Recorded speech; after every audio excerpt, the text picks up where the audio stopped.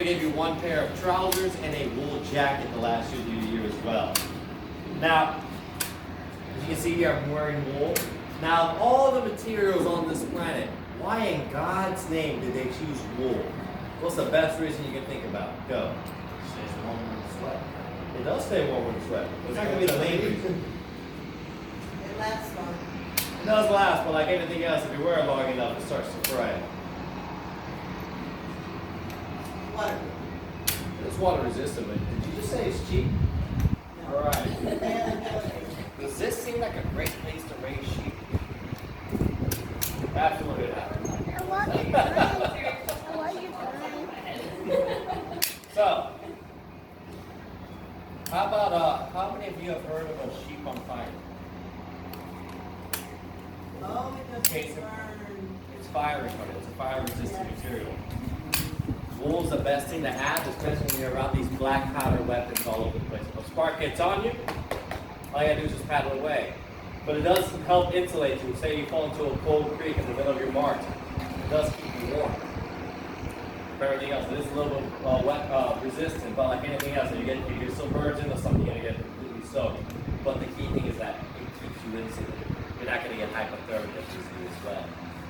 Thing is though, after about a few years here in the Civil War, after 1862, we're not getting any more wool shipments for our uniforms.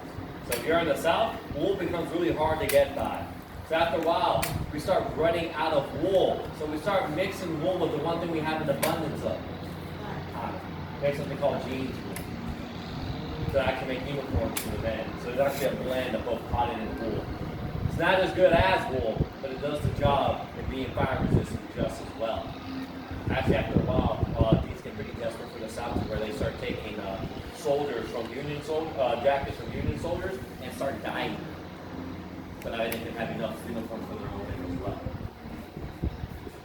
But as you start to go on up, you'll also notice that I have all these leathers here for my gear.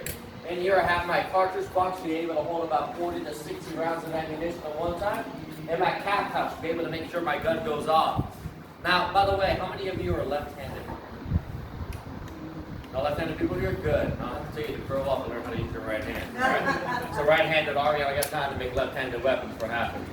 You also notice I have something else as well, a sling for my bayonet here. The great thing about these bayonets is that they're made and designed to be able to hook pretty easily on your gun and lock into place so that it doesn't go anywhere. And let's just say we're about to go into hand-to-hand combat or fight against a horse trying to charge out at us. We can make a spear wall, stop a horse in its tracks. And if we have to go hand-to-hand, it's just in, then twist. Thing is though, this didn't see a lot of action during the Civil War. The guns got way too good. This did see action everywhere else though. Around a campfire, with the wood around. Cooking bacon on it, but if I was caught doing that by my commanding officer, I'd probably get the mayor by treating a tool of war as a cooking utensil. Or I can just stick it in the ground and use it as a candle. But the reason why this didn't see a lot of action, for one, in the Revolutionary War, this did see a lot more action. Back then, they had smoothbore muskets, and the effective range was about 50 to 80 yards. If you want to get that into perspective, pretend that back wall over there is the British. Anything past these cobblestones to that back wall out there, that's where the Americans would be. That's how close the lines had to be able to fire off their muskets and do any damage to it. So you can just imagine after about 2 shots, put on your bayonet, charge at the enemy, the average person can cover 20 yards in 5 seconds. If you don't believe me, see how fast a football player covers 100 yards in a football game. So you can say, well, this would have been a lot more effective. But by the time you get to the Civil War, these guns have gotten way too good. I'll be explaining that a little bit later. You'll also notice that I have this haversack over here to my side. Well, in here I'm going to have some basic utensils, like a tin cup, a tin plate, spoon and fork, a knife so I can eat, but it's also as heavy as I make it, with maybe letters from home. My favorite book to keep me entertained while I'm on the march. Maybe a picture of my family members, or maybe I just pick a little souvenirs from every single place I visited along the march. It's only as heavy as I make it. I'm also going to be getting pretty thirsty as well, especially in the summer heats down here in the South. Having this canteen full of water is going to help a lot. And every time I see a cold creek or a river, I'm probably going to fill this up every single chance I get. I'm able to march 20 to 30 miles a day. But now let's get to the top aspect here. For one, every soldier would have been given something known as a kepi. And when you see this hat, does it look like it does any protection? Does it look like it protects me from the sun? No. So what's the dumbest reason you can think of why they made the hats look like this? Bingo. It's a fashion statement. We thought the French had really cool uniforms for their soldiers, whether it's that kepi hats. So we decided, why don't we make our soldiers look good and design our hats kind of like the French? So we designed the kepi to make our soldiers look a lot more stylish and impressive when they're actually on the march or on the battlefield. Does it make it look fancy? Serves no practical purpose. That's why you'll see a lot of soldiers during the war trade these out for wide brim hats to protect their eyes from the south, the sun down here in the south, and give them a little bit more shade as well. If actually, if I was part of the Union Army, they have something a little bit different. It's like this, except it's a little bit taller. It's called a Forager's cap.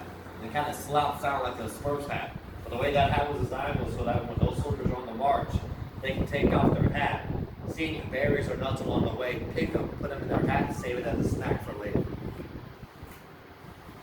But now we're going to go to what we all came here for, my musket. What I have here is a reproduction of an 1853 Enfield Rifle. This actually is a British weapon. They developed this during the Crimean War to stop the Russian Empire from expanding. Thing is though, they made way too many of these guns. But luckily for them, in 1861, the Americans were starting to shoot at each other. So the British decided to sell this gun to both sides of the war. One thing I will give the British that they know what to make a dollar when it makes it. But what makes the Civil War devastating is that even though now we have muskets, they're a lot different now. Instead of shooting a round musket ball, they now shoot something known as a Manet ball. And the way that looks is a lot like this. Looks like close to a modern day bullet. They've changed the shape, but then you'll notice on the back end, it kind of concaves inside. They did that on purpose. For one, rifles existed in the Revolution, but it took a minute and a half to load it because it had to be tight all the way in and tight all the way out. It wasn't until a Frenchman by the name of Francis Meunier decided, well, how can we make a rifle load as fast as a smoothbore musket? Why don't we just change the diameter and the shape of the bullet?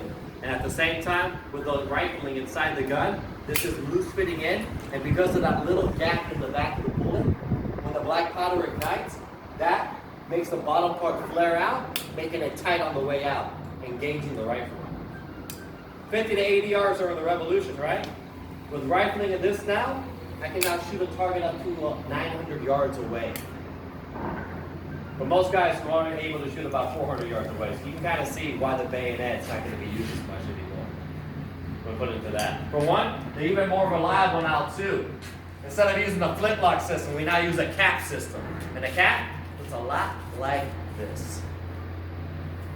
Looks like a little tin hat. It sits right here in what is called the nipple of the gun. And this made it to where it's now way more reliable. If it was a smoothbore musket, about a 20% misfire. By the time you get to the Civil War and you're using one of these, it brings it down to less than 6%. Not only are they better, more accurate and shoot farther, they're now more reliable on the battlefield as well. So, what I'm going to do now is actually demonstrate for you folks how they would have been able to load and fire this musket. So for that, just turn it the opposite direction, facing that way.